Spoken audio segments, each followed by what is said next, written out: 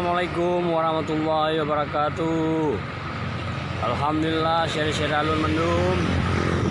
Pak bengah horonyo tanyo ka tamrumpok lom dalam kesempatan yang cukup berbahagia. Wahai syari-syari alun mendum, rakan-rakan lun bangsa Aceh yang memuliakan oleh Allah Subhanahu wa taala. Allah getanyo selaku Rabb getanyo mempunyai sifat-sifat 20. Di antara sifat-sifat 20-nya Allah naga iradah dan kodratnya Allah. Jadi bagi kitanya manusia, iradah dan kodratnya Allahnya wajiblah kita terima dengan lapang dada. Jadi hana muziro pun urung yang bisa yud membantah atau menghentikan iradah dan kemauan Allah Subhanahu wa taala. Wahai syari-syari alun mendum, kan?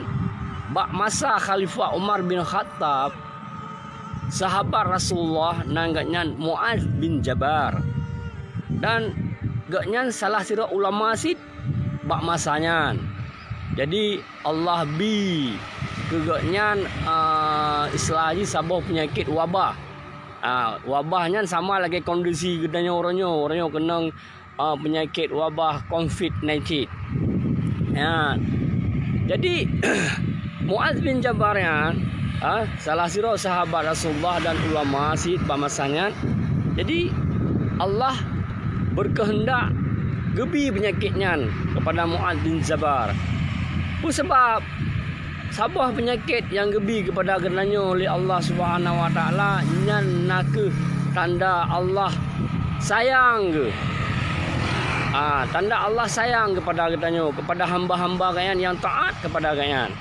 Jadi atuh kehendak dan kemauan Allah Subhanahu wa taala terhadap hamba-hamba kalian tanyo wajib terima.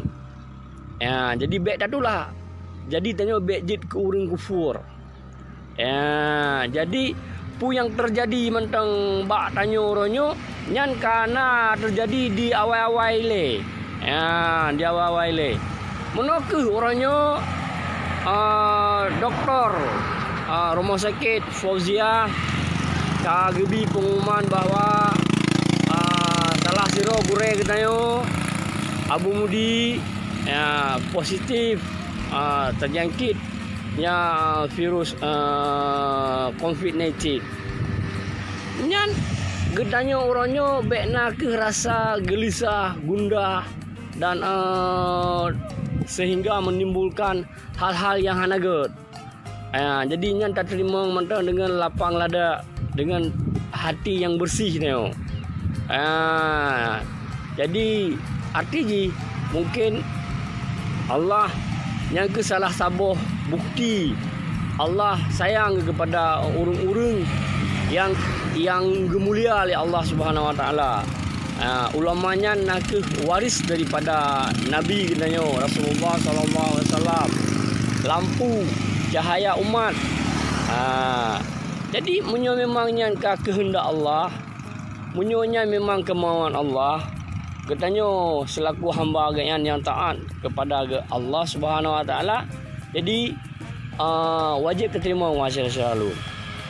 Kemudian doktor pi wate kai berdebit fatwa lagi nyan kan karang-karang ngaji. Jadi berdasarkan ilmu sih. Berdasarkan ilmu doktor maka ji berdebit lagi jadi katanya orangnya bangsa Aceh yang taat kepada Allah Subhanahu wa taala. Jadi sabar.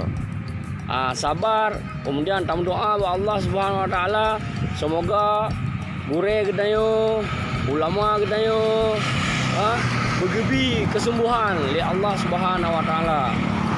Di samping dayo tak berusaha. Jadi no ke mantang haba ulun tuan bak bengah oronyo lebih dan kurang laki maaf. Assalamualaikum warahmatullahi wabarakatuh.